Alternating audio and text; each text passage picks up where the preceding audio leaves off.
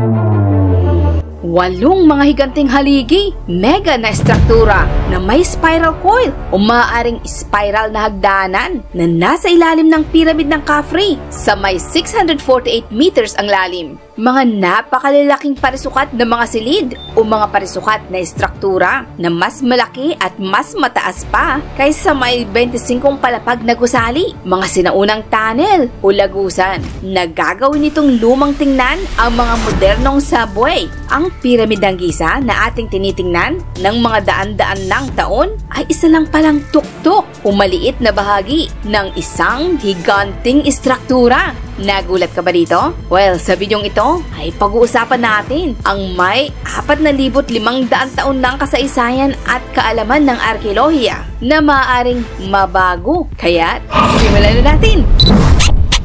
Noong March 15, 2025, ang grupo ng mga mananaliksik na pinamumunuan ni Corrado Malanga mula sa University ng Pisa, ni Filippo Bondi mula sa University ng Strathclyde at ni Armando May. Sila'y nagbigay ng pampublikong pahayag o anunsyo na ikinagulat ng malawakang komunidad ng arkeolohiko. Pero para mas maintindihan nating maigi kung ano ang kanilang nadiscovery at kung paano itong natagpuan, diyan na muna tayo magsimula. Marami sa atin ay alam ang radar na nagpapadala ng mga signal na tumatalbog pabalik at pagkatapos ay kakalkulahin ito. Well, merong espesyal na bersyon o mas maiging bersyon nito na tinawag nilang Synthetic Aperture Radar o SAR na ganun din ang ginagawa. Pero ito ay may electromagnetic waves mula sa satellite na nasa itaas sa kalawakan. At itong SAR ay nagawa na nabuo noong 1950s. At ito'y nagamit na ng maraming beses mula noon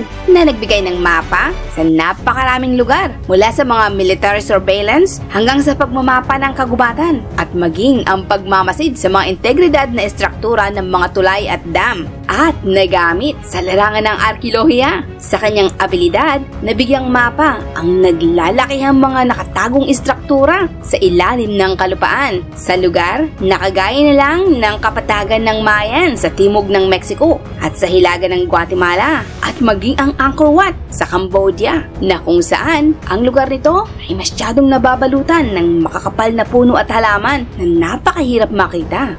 Subalit, ang grupo ng mga mananaliksik ay nakabuo ng teknolohiya na hindi lang makayang mabasa ang mga bumabalik na electromagnetic wave para makita ang mga pisikal na mga estruktura. Nadidetect din nito ang napakaliliit na mga vibration o mga pagyanig. Ang satellite radar ay nakayang madetect itong napakaliit na mga vibration sa ibabaw ng pyramid sa pamamagitan na kung paanong ang mga vibration ay naglalakbay na tumatagos sa estruktura at doon ang mga mananaliksik ay nakayang bigyang mapa kung ano ang nasa loob na nasa ilalim nito. Kagaya na lang kung paanong ang mga doktora ay gumagamit ng sonogram upang makita ang loob ng katawan ng tao. Maliban sa dito, ito ay ginagawa mula sa space, mula sa kalawakan na tumitingin sa ibaba sa mga solidong bato at binibigyang mapa ang mga estruktura ng mga daan-daang metro ang lalim. Ang teknolohiyang ito ay tinawag sa Synthetic Aperture Radar Doppler Tomography at ito'y binuo ng parehong mananaliksik at kauna-unahang nagamit sa Great Pyramid ng Khufu. Isang napaka-importanting katotohanan na nakaya nilang makita ang mga nalalaman ng mga silid doon bago pa man maghanap ng mga bago. Ito'y pruweba na konsepto na gumagana ang kanilang teknolohiya. Sa ibang bahagi na pundasyon ng Pyramid ng Khafre, nakilala nila o namataan nila ang 5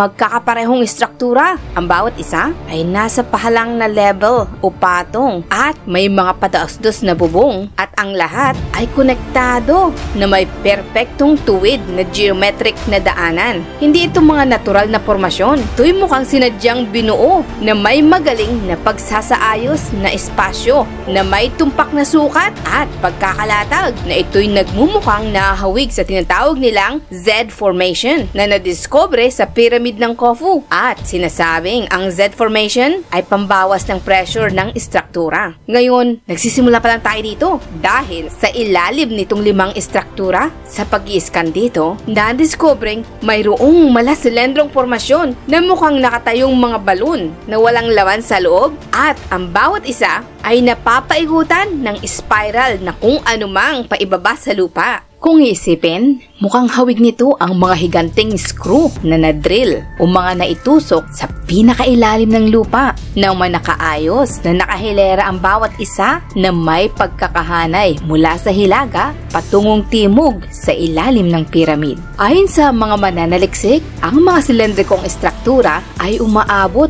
ang pababang haba ng hanggang sa 648 meters o 2,126 feet. Well, kung ihahambing ang taas ng estrukturang ito sa iba, kagaya ng Eiffel Tower sa London na may taas na 330 meters, ito naman ay may 2 beses ang taas na diretsyong paibaba sa lupa. At mga naitayo, mga libong taon na ang nakakaraan. At ito pa ha, ang pinakaibang bahagi ng 8 mga haligang estruktura, ito'y mukhang nakatayo sa 2 mga higanting parisukat na estruktura na may sukat na 80 meters ang bawat gilid. Yan ay tinatansyang may kasing taas ng gusaling may 25 palapag. At hindi lang yan, dahil naiskan din ng SAR ang napakaluwag na mga underground compound o mga serye ng mga magkakakonektang estruktura at lagusan na may sukat ng hanggang sa 2 kilometro sa ilalim na kalupaan ng buong Giza. Kung sakali mang makukumpirma ito, ito ay talagang kompletong magpapabago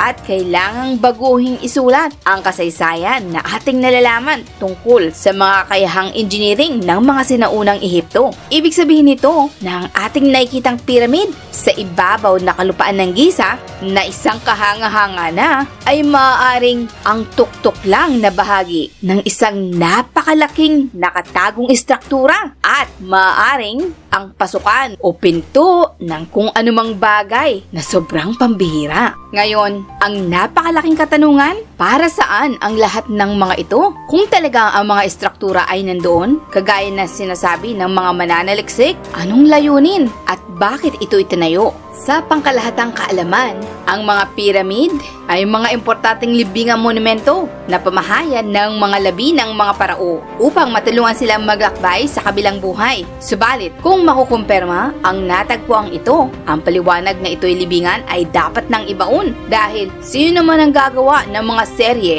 ng mga magkokonektang estruktura at lagusan sa ilalim ng lupa ng ilang metro ang haba para lang gawing libingan. Ito talaga isang kontrobersyal na para sa mga mananaliksik, may teorya sila at iminumungkahi na ang mga piramid ay hindi pangunahing libingan kundi isang sopistikadong makina na ginagamitan ng tubig at mga acoustic properties o mga katangian ng tunog upang magamit sa hindi pa nalalamang layunin. Sa mga estruktura ng piramid ng Khafre, mukhang ito'y nahawig sa modernong estruktura ng nuclear reactor core na ginagamit ang tubig para ito'y mapalamig. At sa ibang halimbawa, nahahawig din ito sa platform ng langis na mga umaasa sa mga silindrikong suporta na humahabang paibaba sa ilalim ng tubig. Ang mga sinaunang mamamayan ng Ehipto ay mga kilala sa kanilang sopistikadong engineering sa mga hydraulic pump, mga detalyadong sistema ng irigasyon at orasan ng tubig. Kaya't hindi na malayong maaaring na idisenyo ang piramid na konektado sa tubig.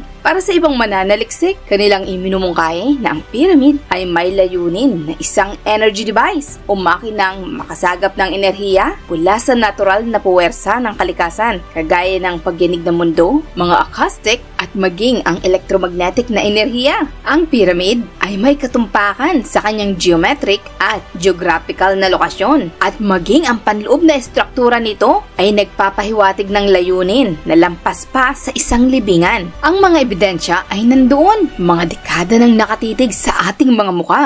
At sa bagong na-discover dito, talagang imposible at mahirap nang ipagsawalang bahala o isang tabi. Wala nang pagdududa pa na ang piramid ng Giza ay siguradong may libong taon ng tanda na mas matanda pa kaysa sa sinasabi ng mga conventional na Egyptologists na ating pinaniniwalaan. Kung sakali mang makukumpirma ang nadiscover dito, ito ay talagang magpapabago sa pangunawa at kaalaman ng ating sinaunang kasaysayan. Imumungkahi nilang 45 years na ang nakakaraan, ang sangkatauhan ay nakaya ng maabot at makagawa ng nakamamanghang engineering na talagang ma-impress tayo hanggang sa ngayon kasama ang ating kasulukuyang mga modernong teknolohiya. O marahil, ang mga estrukturang ito ay ay may tandang pabalik pa sa mas matanda at mas matagal pang panahon na mas matagal pa sa panahon ng tradisyonal na kasaysayan na sinasabi sa atin na ang mga tao ay mga nangangaso lamang na gamit ang mga primatibong kasangkapan o mga tools. Kaya diyan, talagang mapapaisip ka na lang kung ano nga ba ang nagtatago sa ilalim ng ating mga paa at ano pang mga haka-hakang meron ang ating nakaraan na hamon sa ating mga nadidiscovery. Sa mga nadiskobring ito, maging tumpak man o hindi, ang pyramid ay patuloy pa rin nagbibigay ng hamon sa ating pangunawa tungkol sa ating nakaraan. At sa lahat ng oras, marami pa rin mga bagong nadidiskobring mga kaalaman. Ikaw, ano sa palagay mo? Anong masasabi mo sa nadiskobring ito? I-comment mo dyan sa iba ng video. Kung nagustuhan mo at nag-enjoy ka sa video ito, mag-subscribe ka na at i-share mo na rin sa mga kaibigan mo. Bigyan mo na rin ako ng thumbs up sa ibaba ng video. I-check mo na rin ang isa sa mga video sa kaliwa o kanan. Sigurado ko, mag-i-enjoy ka. See you on my next video guys. Hanggang sa muli. Bye!